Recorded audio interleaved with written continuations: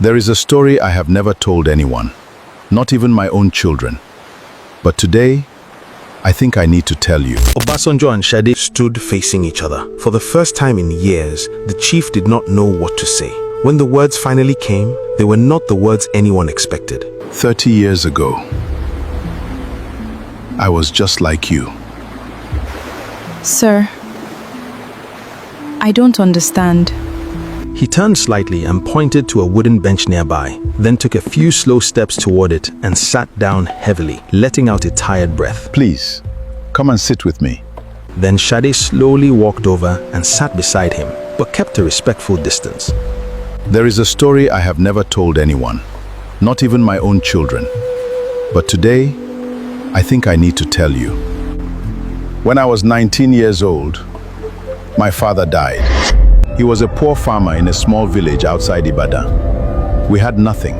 My mother had 7 other children to feed, so she sent me to Lagos. She told me to find a way to survive. She gave me her last 10 naira and put me on a bus. I came to Lagos with nothing. No family, no shelter, no school. The only thing I could do to make money was sell oranges on the street.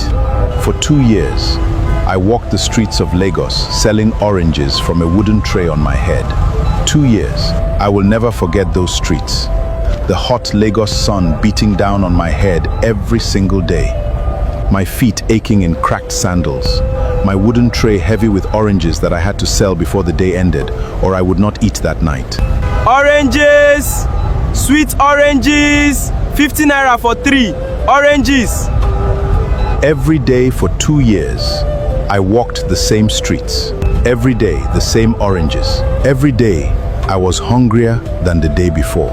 I thought that would be my life forever. And then, one afternoon, on a quiet side street in Lagos, everything changed.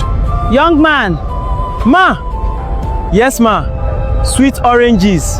50 naira for... Come here, my son. Put down the tray. I want to talk to you. What is your name? My name is Obasanjo, ma. Obasanjo. How old are you? 19, ma. Where is your family? My father died last year, ma. My mother is in the village. I came to Lagos to find work. How long have you been selling oranges? 2 years, ma. And before that, did you go to school? I finished JSS 2, ma. Then my father got sick. I had to stop. Obasanjo, look at me. Your eyes are full of intelligence. I can see it. Selling oranges on the streets of Lagos is not your destiny. I own this textile shop. I need someone to help me. To sweep, to organize the fabric, to carry things for me. I will pay you a salary every month.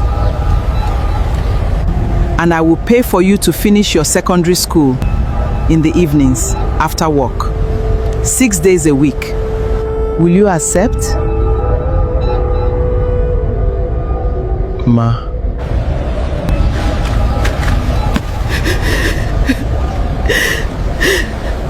Thank you, ma. Thank you, ma. God bless you, ma. Stand up, my son. A man does not kneel for anyone. You will work hard. You will study hard. You will become somebody. That is how you will thank me. Stand up. Yes, ma. Yes, ma. And that is how it began.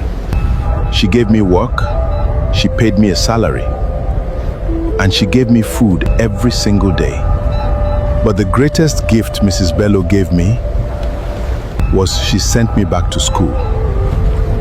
I finished my secondary school certificate 3 years later. And then she sent me to the university. When I finished university, she gave me the money to start my first business. She was my silent partner, and she watched me grow. For 10 years, she lifted me from a street boy with a wooden tray to a young businessman with my first office. Obasanjo, I want you to listen to me carefully. Yes, ma. One day, you will become very wealthy. I have always known this. I knew it the moment I saw you on the street with that wooden tray. But when you become wealthy, you must do one thing for me. Will you promise me? Anything, ma. When you become wealthy one day, and you will, I want you to do for someone else what I am doing for you today. Find a poor child on the street, a child with intelligent eyes, a child whose destiny is not the gutter. Lift them up, pay for their education, become their Mrs. Bello. Promise me.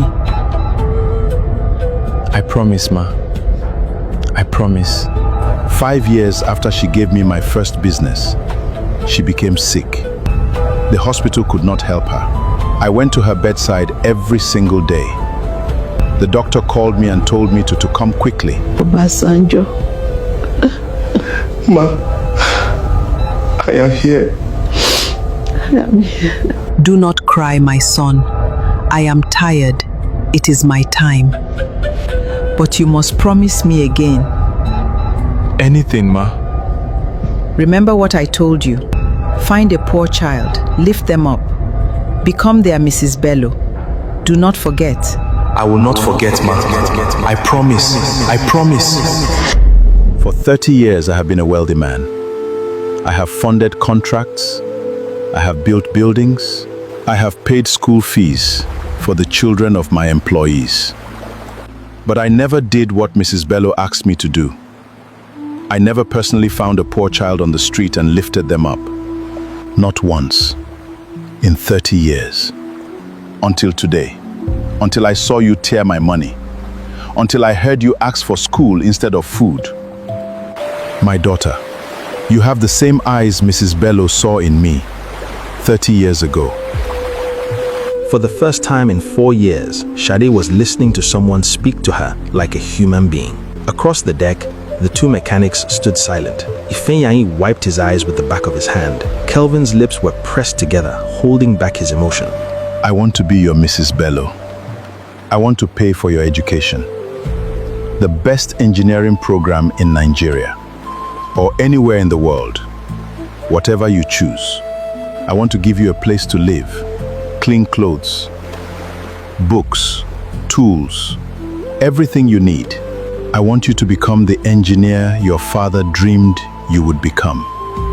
Will you let me do this for you? Shade did not speak. She looked down at the ground for a long moment. Then she slowly looked back at Obasanjo. Her face was wet with tears, but her eyes were clear. And in those eyes was something Obasanjo did not expect. Sir, Yes, my daughter. for 4 years, I have lived on the streets of Lagos. In those 4 years, I have heard many promises from many rich people. A businessman once promised to take me to his church to help me. He never came back. A woman in a Mercedes once promised to send her driver with food the next day. The driver never came. A young man with a camera once promised to put me on the news so people would help me. He took pictures and walked away. Rich people make promises and then they forget. So I want to ask you one question, sir. How do I know you will keep your promise? Behind them, the two mechanics exchanged another shocked glance. They could not believe what they had just heard. A homeless girl had just doubted a promise to his face. My daughter, you are right to doubt me. Words mean nothing on the streets of Lagos. Only actions mean something. He slowly reached into the inner pocket of his agbada and pulled out his phone. He looked at Shade once. Then he began to dial a number. Barrister Adekunle. Yes, I need you at the marina immediately, within the hour. Bring the standard contract template and bring your briefcase. He ended the call. He put the phone back in his pocket. Then he looked at Shade. You will not have to take my word for anything, my daughter. You will have it in writing and legally binding for the rest of your life. Within 1 hour, a man in a sharp gray suit would arrive at the marina, carrying a briefcase that would change Shade's life forever. But what was inside that briefcase and what Shade would do with it, no one on that yacht was prepared for.